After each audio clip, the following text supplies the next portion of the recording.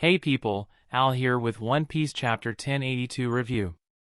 After almost 6 years, I'm doing a One Piece manga review, so let's jump into it.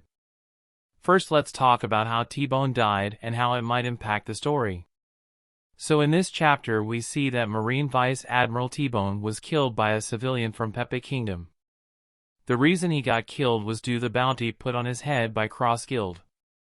This is a huge incident that might possibly be the first trigger to an all-out war against the tyranny of the world government.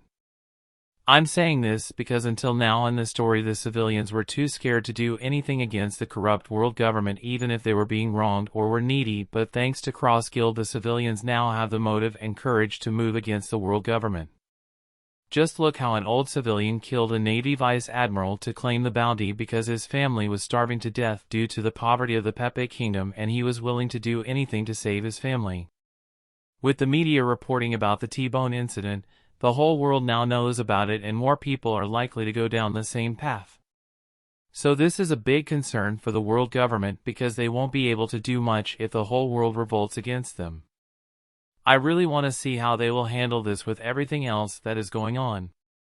I also wonder how come no one ever tried to use such an effective tactic before Cross Guild. It just isn't making sense to me, so I hope we will get some sort of explanation for it. Now let's move on to the Buggy part of the chapter. We see that Cross Guild now has a ship and Buggy is the figurehead of it. As usual, Buggy gets beaten up by Mihawk and Crocodile when they see the ship. Honestly, this gag is getting repetitive, so I kinda get annoyed by it nowadays.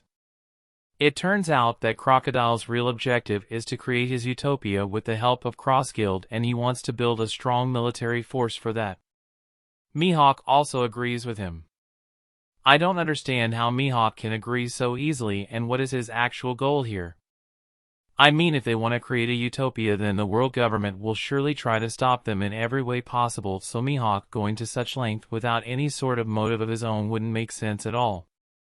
Now some of you might say that he is doing this because the government is after his life, but that can't be the reason behind it because he can survive very easily even if the government is after him.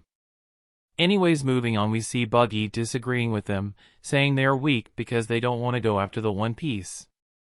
We see that the real reason he didn't join Shanks back then was because Shanks gave up on his dream of going to Laugh-Tale for the time being despite having all the potential to be the next pirate king. Buggy called Shanks a coward.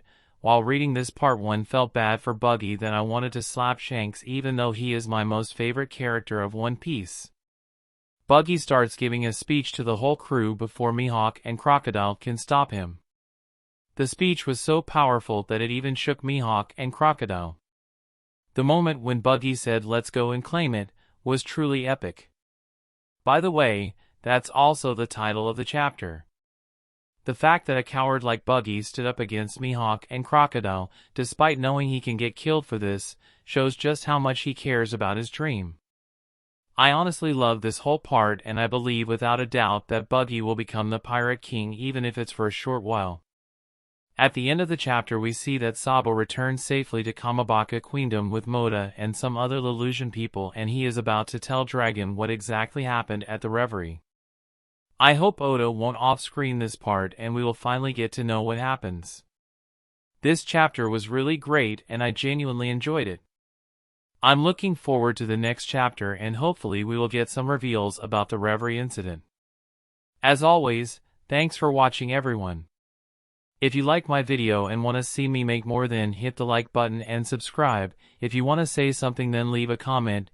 You can also follow me on Twitter or check out my Facebook page. Links are given in the description. Until then, see ya.